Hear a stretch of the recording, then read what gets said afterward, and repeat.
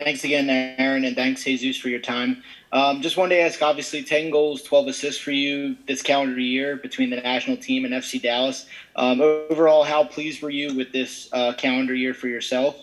And how excited are you to be back with the national team, working with a lot of new faces in the attack and also a familiar face with Ricardo there? Thank you. Yeah, it was a good personal year for me. Obviously, it wasn't a great year as a team. We're always learning. I'm always building off from each season. We know that 2020 was a iffy season for me with one goal and one assist.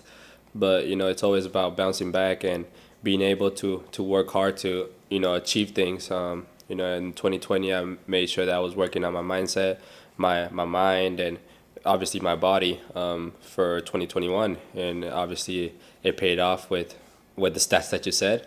So I'm happy, and I'm always happy to be getting called up to national camps. That's what it's all about. Performing at the club level, so we can come out, come get called up and perform out here.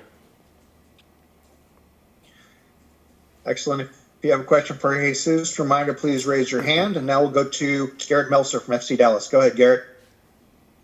Hey, Jesus. I have two questions about your relationship with Nico Estevez. So first off, how often did you work with him, and how well did you know him prior to him becoming the FC Dallas head coach? Yeah, I mean every camp that I've been called up, he's been here, so we get along pretty good. We talk a lot on the field. He's always helping me in any positional or anything that I need help understanding the gameplay, the game model, and any drill that we're doing at the time. Cool. And quick follow up, like, have you had any conversations with him since it was announced that he's going to be your coach at club level as well?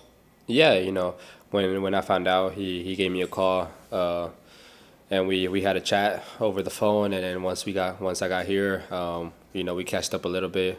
I'm pretty sure that we're gonna talk a little bit more, during this whole camp.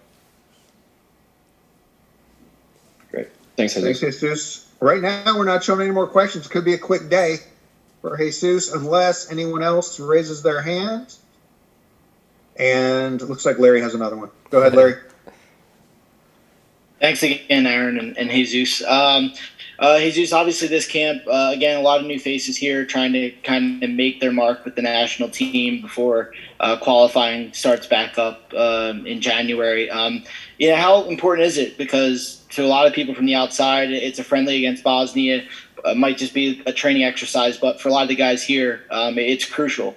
So how important is it to, obviously take the camp seriously, learn from it, and then build on this as you go into that new year? Thank you.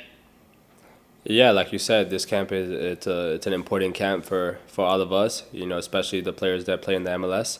Right now, most of the guys here are in off season, so to be prepared and be ready for anything that happens for January qualifiers, we need this camp. This camp is an important part of if we get called up to January camp.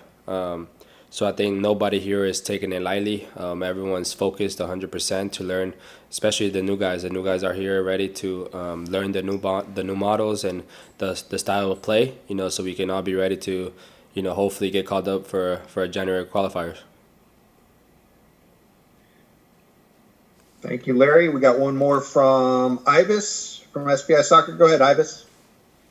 Jesus, obviously you're in camp with Ricardo, and it's been a pretty crazy year for him. When you watch him now, Ricardo Pepi, when you watch him now compared to the beginning of the year, like what do you think is the biggest change that you've seen in him from when the year began to now? Yeah, I mean, I think he's a great player. We've played together for a while now. I think it's just his hunger. He's always hungry to get more, especially goals. Once he get a little taste of a goal, then he doesn't want to stop. So I think that's his biggest change. I think at the beginning he was this nervous guy that was barely breaking into the team, and once he got a little taste of the goals, he couldn't get stopped. He couldn't be stopped. Yeah, and we'll just follow up as far as you go positionally. There was a lot of talk about you coming in, and are you going to play like a false nine? How do you like the role that kind of Greg is spelled out for you in this setup? I mean, do you feel pretty comfortable? It seems to suit you pretty well. Yeah, before I used to in the academy, I used to play as a nine. Actually, under Lucia, I used to play as a nine. So I'm a little comfortable up there too. It's nothing new to me, but whatever position that Greg needs me to play, I would do it. And if it's a new position, I'm gonna try my best to do it 100%.